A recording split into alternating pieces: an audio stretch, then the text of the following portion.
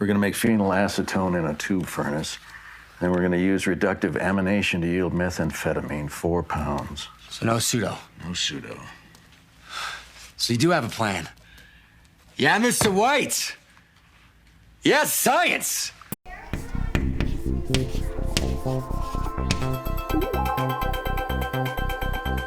Tudo começou com um joguinho de dominó.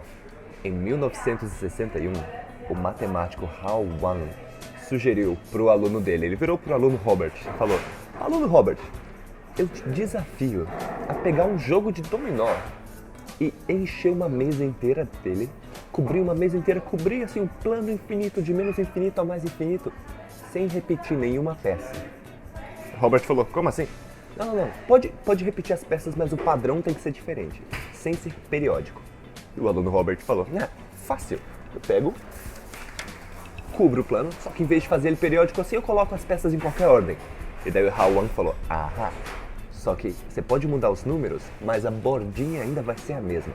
As peças podem estar mudando, mas vai ter ali um retângulo, repetindo um retângulo e um retângulo. Isso vai sempre se repetir.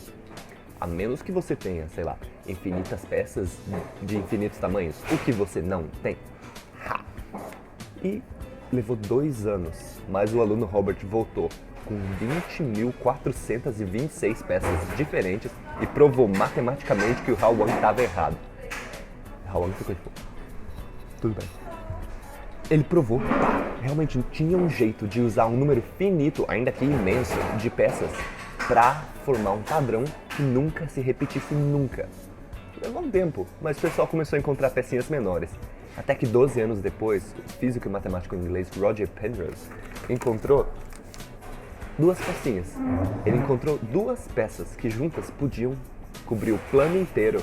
E isso eu tô falando uma mesa infinita, que seja 2 pecinhas idênticas. Bom, não, as 2 não são idênticas, mas só tem a laranja e a branca aqui. E sozinhas elas conseguem cobrir o plano inteiro sem repetir nenhum padrão, nenhum desenho. Se você olhar, elas têm aqui uma simetria de umas estrelinhas e tal, mas não tem nada que se repete, assim, periodicamente. É diferente de, tipo, sei lá, um favo de mel que se repete igualzinho a cada vez, ou mesmo de um ladrilho, assim. Não, o mosaico do Penrose, ele nunca se repete. Ele nunca se repete, assim, de translação, de rotação, nada. Mas e daí, né? Qual que é a parte interessante disso? Bom, passa o tempo, chega em 1982, num laboratório nos Estados Unidos, com o cientista israelense Dan Shetman. Ele estava estudando cristais. E bom, natureza é feita de cristais, as coisas sólidas são feitas de cristais. Cristal de sal, por exemplo, cloreto de sódio. Ele tem um cloro e um sódio, um cloro e um sódio, um cloro e sódio, assim, periodicamente, formando uma estrutura tridimensional, mas é um negócio periódico. Se você olhar um cristal de gelo, com o H e o O, ele vai formar uma outra estrutura. E estava lá o Dan Shetman estudando cristais. Ele estudava isso jogando raio-x nesses cristais, não para olhar um esqueleto, mas para olhar como é que o raio-x ia se espalhar quando ele acertasse esse cristal.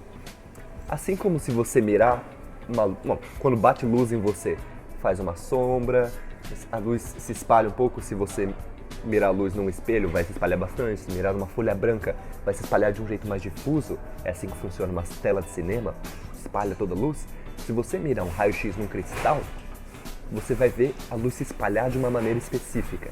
E se esse cristal é periódico, se ele tem uma estrutura cúbica ou hexagonal, não sei o que, ele vai se espalhar de uma maneira muito característica. O raio-x vai formar uma figura assim na parede atrás do cristal.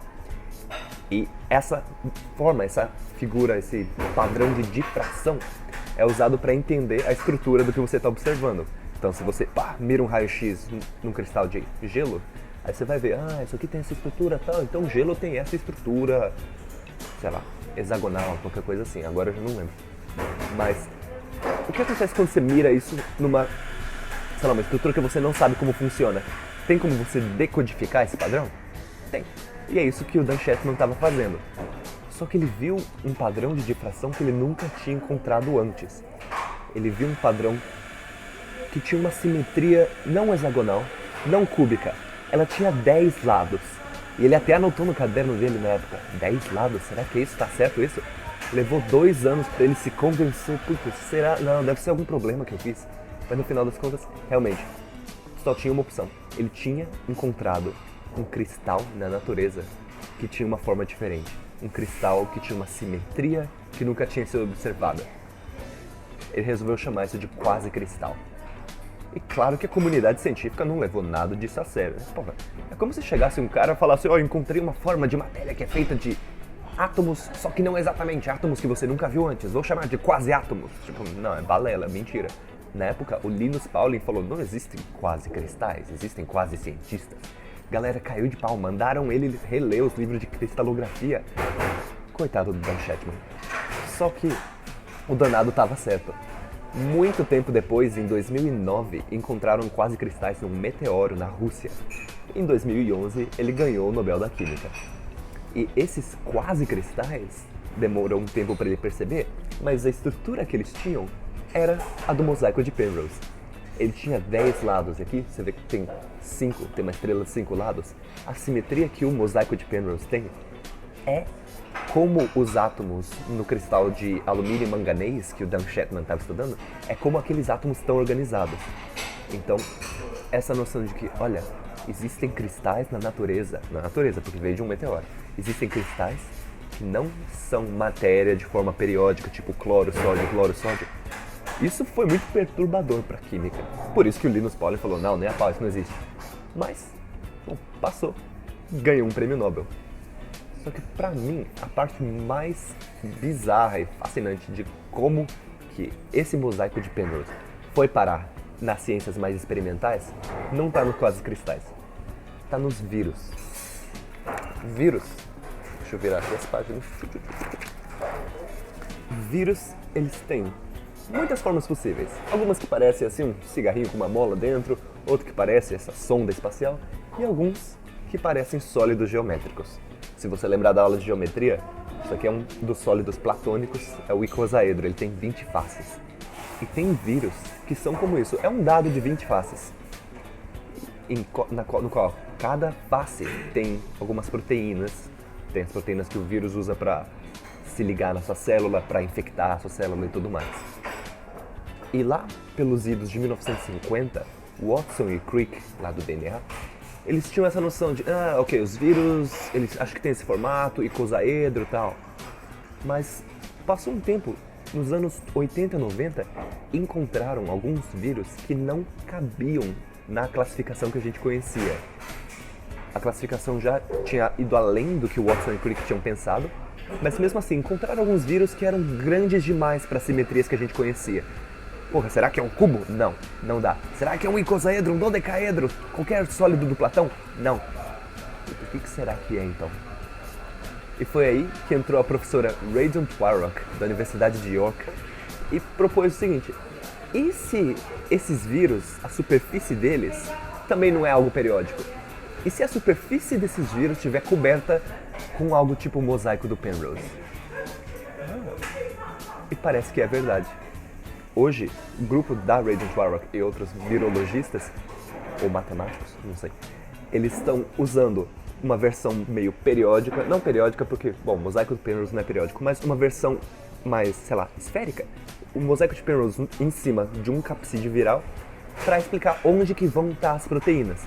Isso é legal porque daí dá para prever, ó, se eu tenho um vírus dessa maneira aqui, ele vai ter as proteínas dispostas de uma certa forma, se eu desenvolver uma droga, um remédio, eu sei exatamente como atacar o vírus. De repente a gente sabe como eles funcionam. É como se você tivesse uma fórmula.